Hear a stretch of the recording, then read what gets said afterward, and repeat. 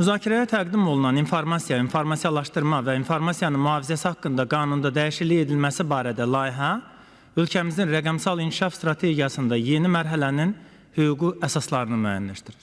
Layihənin hazırlanmasını zəruri eləyən əsas səbəb 21-ci əsrdə milli təhlükəsizlik anlayışının və mühitinin kəskin şəkildə dəyişməsidir. Əgər əvvəllər dövlətlərin təhlükəsizliyi əsasən quru, hava və dəniz sərhədləri ilə ölçülürdüsə, yeni yüzildə rəqəmsal suverenlik, enerji sistemləri, bank infrastrukturu, elektron hökumət platformaları, dövlət informasiya ehtiyatları, rabitə şəbəkələri, rəqəmsal xidmətlər və vətəndaşların fərdi məlumatları da milli təhlükəsizliyin ayrılmaz hissəsinə çevrilir.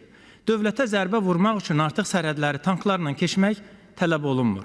Dövlət informasiya sistemlərinə müdaxilə, maliyyə sektoruna kiber hücum, enerji şəbəkələrinin iflici və ya kritik informasiya infrastrukturunun sıradan çıxarılması milli təhlükəsizliyə yönəlmiş ən ciddi təhdidlərdir. Ölkəmizdə rəqəmsal dövlət siyasətinin əsası Ulu Öndər Heydər Əliyevin 2003-cü ildə təsdiq etdiyi informasiya və kommunikasiya texnologiyaları üzrə milli strategiya ilə qoyulub.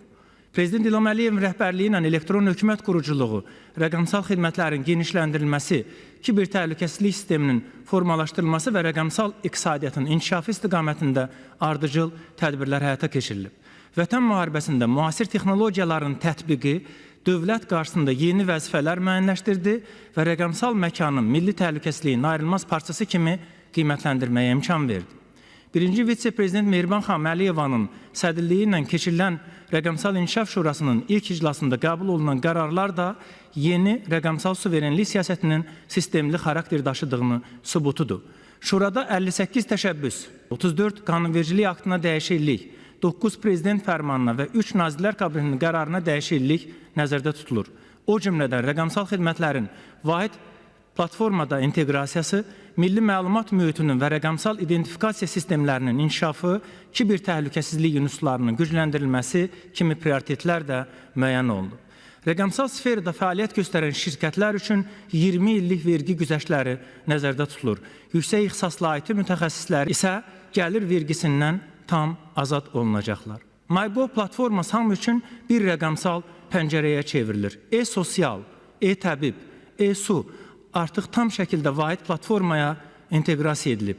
E-polis, mobil notariat, Azərişıq, reseptin və daha bir neçə xidmət isə hələlik qismən inteqrasiya edilib. Amma ilin sonuna qədər onlar da başa çatacaqlar.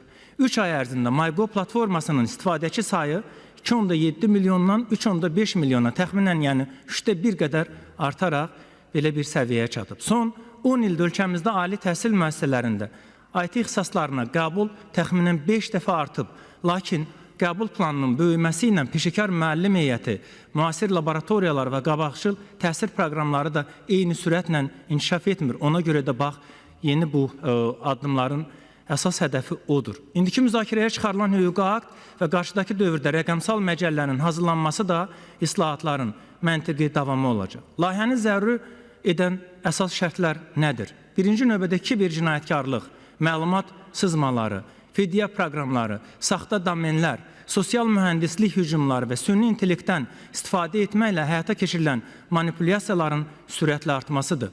Belə şəraitdə dövlət yalnız baş verən hücumlara reaksiya verməklə kifayətlənə bilməz. Qanun layihəsinin əsas məqsədi kritik informasiya infrastrukturunun, maliyyə sistemlərinin, rəqəmsal hüquqların və rəqəmsal dəlillərin hüquqi müdafiəsini gücləndirməklə qabaqcıl kiber təhlükəsizliyi təmin etməsidir. Yeni mütərəqqi yanaşma beynəlxalq təcrübəyə də tam uyğundur. Avropa İttifaqının müvafiq direktivləri var. O cümlədən ən qabaqcıl ölkələrdən biri 2007-ci ildə hansı ki Azərbaycanın partnyor dövlətlərindən biridir.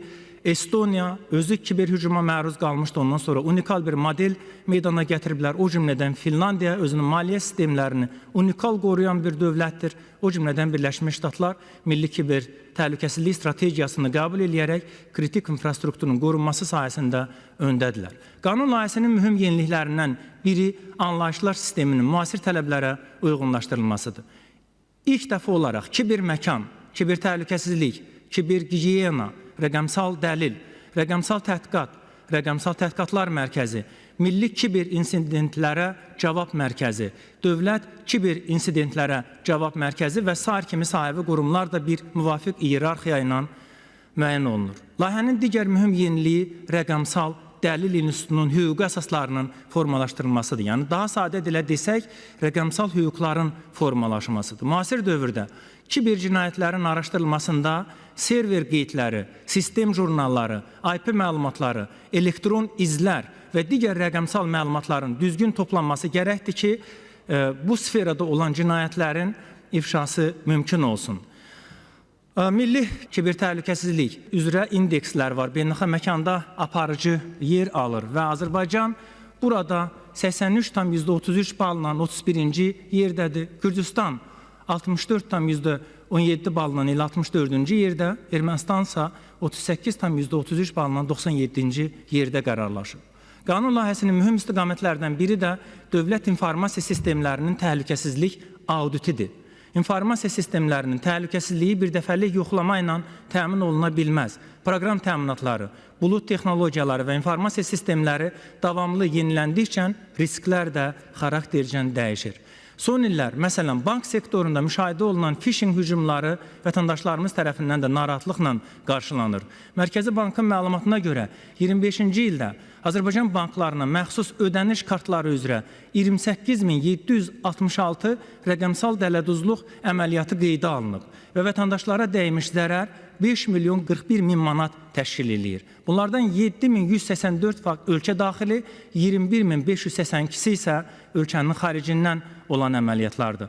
Mərkəzi Bankın təhlilləri göstərir ki, rəqəmsal kriminallıq hallarının əksəriyyəti istifadəçilərin kart məlumatlarını, təsdiq kodlarını və digər həssas məlumatlarını kiberdələduzlara təqdim etməsi ilə yaranır. Ona görə də təkcə adın, ünvanın, bank rekvizitlərinin qorunması deyil, həm də insanların biometrik məlumatları, rəqəmsal imzası, səsi, görüntüsü və virtual şəxsiyyəti də etibarlı hüquqi müdafiə altına alınmalıdır. Bununla bağlı bilirsiniz, Rabitə İnkişaf və Nəqliyyat Nazirliyinin tabeliyində Milli Kiber Təhlükəsizlik Agentliyi yaradılıb ki, qanunvericiliyin müvafiq müddaları o barədədir. Yekunda, Milli Təhlükəsizlik konsepsiyası vurğulamaq istəyirəm. 2007-ci ildə hərbi doktrinamız 2010-cu ildə qəbul olunubdur və həmin dövrdə nə 44 günlük vətən müharibəsinin parlaq yekunu, nə tam bərpa olunmuş dövlət suverenliyimiz, nə kiber müharibə, süni intellekt, pilotsuz sistemlər, deepfake texnologiyaları və rəqəmsal iqtisadiyyat indiki səviyyədə deyildi. Həmin qanunlar indi də qüvvədədir və öz səmərəsini veribdir. Lakin təklif edirik ki, həm Milli Təhlükəsizlik konsepsiyası, həm də hərbi doktrina yenilənsin. Sonda bir daha Rəqəmsal İnkişaf Şurasının müəyyən etdiyi prioritetlərə uyğun olan bu hüquqi aktı yüksək qiymətləndiririk. Ümidvarıq ki, parlament üzvləri də ona səs verəcəklər. Sağ olun.